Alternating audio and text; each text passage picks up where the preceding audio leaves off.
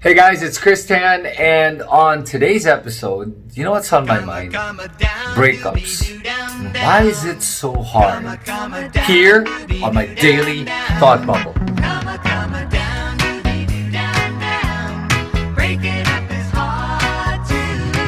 Okay, so I want to talk about breakups because over the last few months, I've been meeting so many people that are breaking up from their relationships or have broken up from their relationships. And first of all, I want to let you know, if you have just broken up from a relationship and you feel really down and sad and you're thinking to yourself, why is this so hard? Congratulations, because that means you also were in love. And that's okay. Feeling bad or feeling sad about a breakup is normal. Most of us kasi we beat ourselves up pag we feel bad about the breakup and then we cry and we're upset and we have sleepless nights. But the thing is, breakups is so difficult because you did fall in love. So medyo kailangan, you have to be a little bit easy on yourself. Don't judge yourself. And I think the hard part is, most of us, when we break up with our partner, we tend to judge ourselves. We say, grabe, I want to move on. God, I need to move on already. And you're rushing the process. Don't rush the process. You have to just, I don't want to say enjoy the process. It's not about enjoying the process. It's really just accepting that this is a process and allowing yourself to feel bad. Kasi most of us don't want to give ourselves the opportunity to feel bad. We either deny we feel bad or we try to mask it and distract ourselves. The best way is to accept that this is a process and the feeling of loss is normal. It makes you human. And in a lot of cases, breaking up is even harder or as hard as losing someone because they died. In death kasi the difference is there's a finality to it. So you have to learn to accept the finality. Right? Because there's no going back. When somebody dies, there's no going back. There's a finality to it that you learn to cope immediately with that death. In a breakup, the finality is not so black and white. So when you break up with somebody, sometimes they'll text you or you might end up texting them because you know you can. And it's messy. It's never a clean breakup. Right? And because it's not a clean breakup and then you see each other's stories on social media, on Facebook or Instagram, then it becomes harder. And because of that, you're actually torturing yourself and it's harder to move on. That's why I recommend to people when they break up, they must block the person or unfollow them. And really do that for yourself. Delete the number so that you're not tempted to text or call them or even reply or to their text or calls. Because when you do that, you're just making the process so much longer. And yes, I understand. Talagang mahirap ang breaking up. Kaya, that's why hindi ka pwedeng mag-communicate with your ex when you guys have broken up. Otherwise, this is gonna prolong the process and the pain and the hurt. And it just hurts you and breaks you more. So, don't do that. And worse, you know what the worst thing that could happen is? You feel so bad because you think you miss the person, but you're not really missing the person. You miss the idea of the person. You miss the relationship more than you miss the actual person in the relationship. Okay? You're more sad about the loss, not about the idea of losing the relationship. Because most people, they will relate the feeling of sadness to that person or that ex, when in reality, you're just sad about the loss. And then when you end up trying to make it work again, you realize after a few weeks to a month that, oh my God, what am I doing? And you go back out of that relationship. Because you realize, yep, I didn't miss that part. It's just the loss. So you have to be very aware of what you're going through and the feelings that you're feeling. And the thing about breakups is interesting to me is, a lot of breakups happen before Christmas. So normally breakups will happen around October, November. By December kasi parang that's a no breakup zone because that's the Christmas holidays. And nobody likes breaking up during Christmas. It's just too traumatic. And then after Christmas, there's the January period where breakups will happen again. So if you're in a rocky relationship, January is that window where the breakup will most likely happen. And then you get to February, which is another no-go zone because that's the month of Valentine's. And, you know, either you want to break up before Valentine's or you'll break up after. So the after will be, hindi naman immediately after Valentine's because you guys just had your romantic Valentine dinner or date. it'll normally happen in March na. And then onwards and for summer, then you have that window of opportunity. And then if there's somebody's birthday, you won't do it on the birthday month for any one of the two of you. It'll always happen before or after the birthday month, but not during the birthday month. So those are some of the things I noticed with breakups in terms of timing. So moving on from breakup, I'll tell you guys na ang pinaka-importante dito is you have to give yourself time to grieve. There are some people kasi that are serial monogamous. I was actually kind of like that at one point. And then they end up going into another relationship after just breaking up from one. And the problem with that is you're filling up a hole, a void in your life.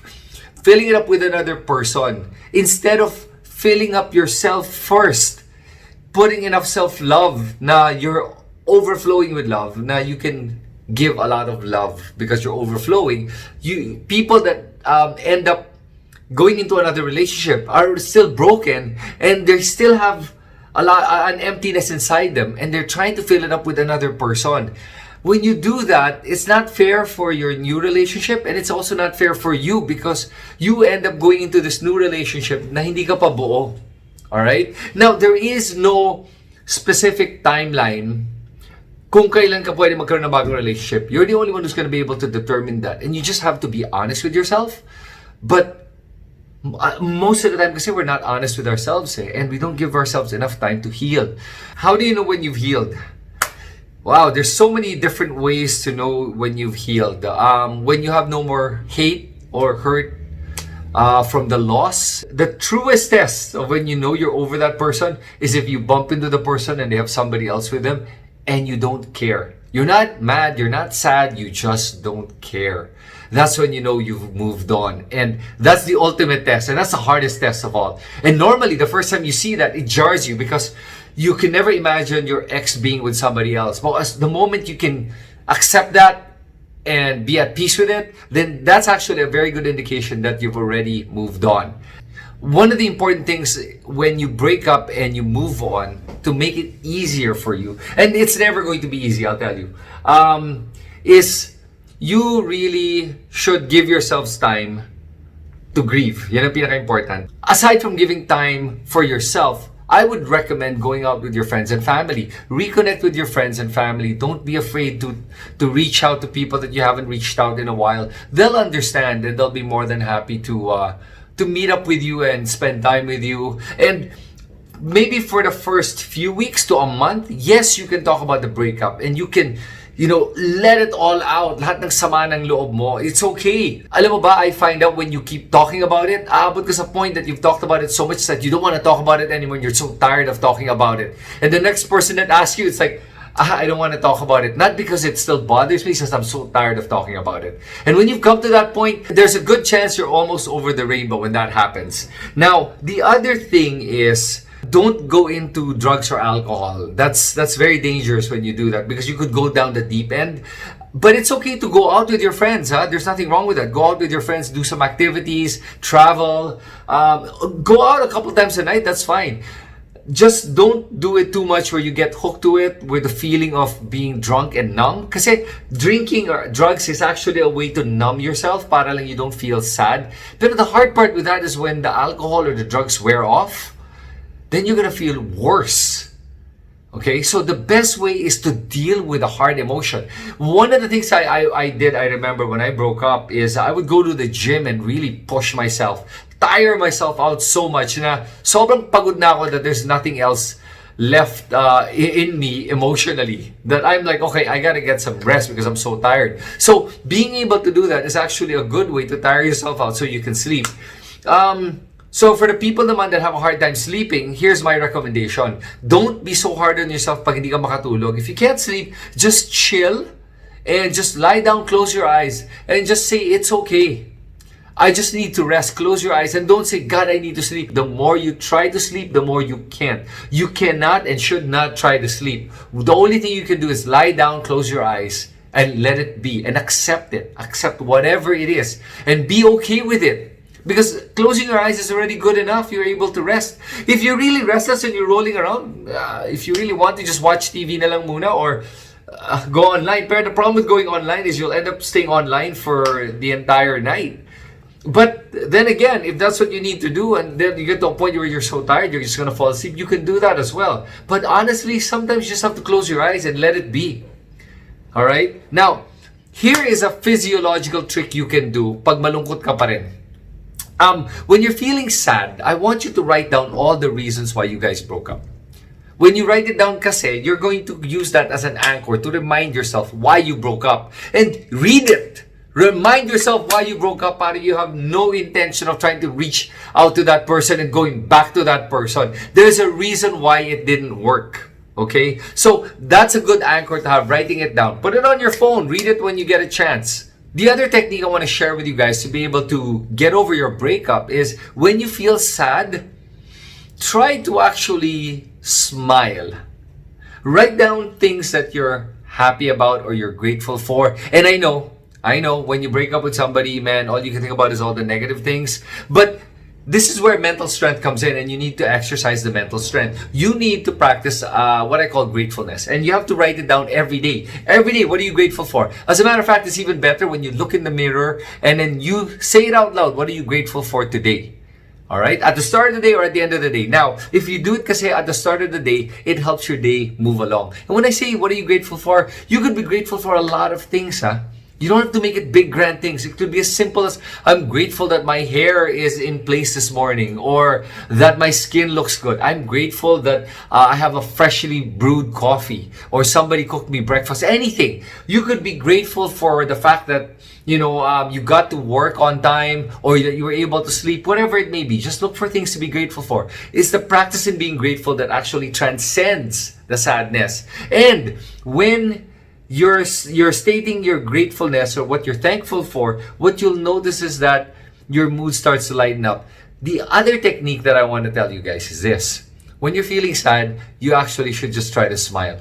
When you do that, you'll notice your body feels lighter already. If you're having a hard time smiling or laughing, watch a funny movie, a favorite movie of yours, a comedy that really made you laugh. Watch it. And trust me on this one. When you're watching something funny and you start laughing again, you'll notice it replaces the sadness.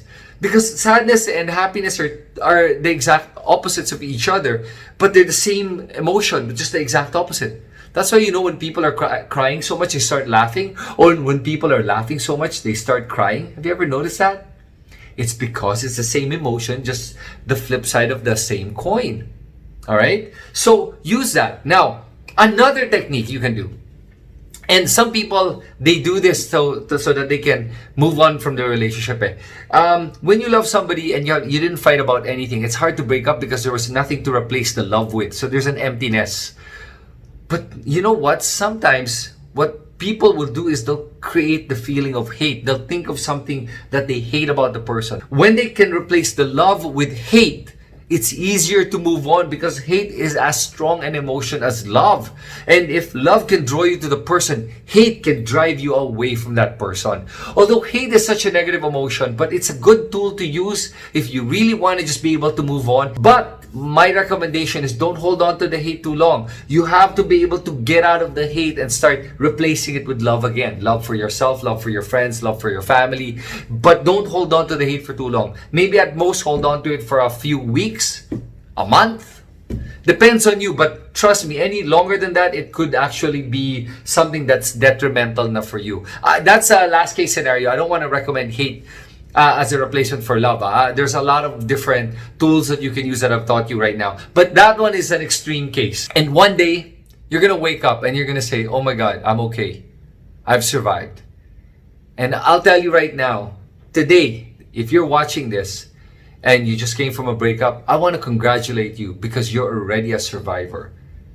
And I want to remind you that there's only one person that you should seek love and affirmation from.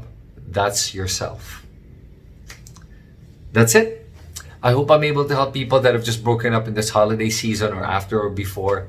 And the people that need to hear this, the people that need to move on. I wish you all the best. I wish you lots of love, blessings, kindness, and all the good things. Have a good day, everyone. This is Chris Tan, and this is my Daily Thought Bubble.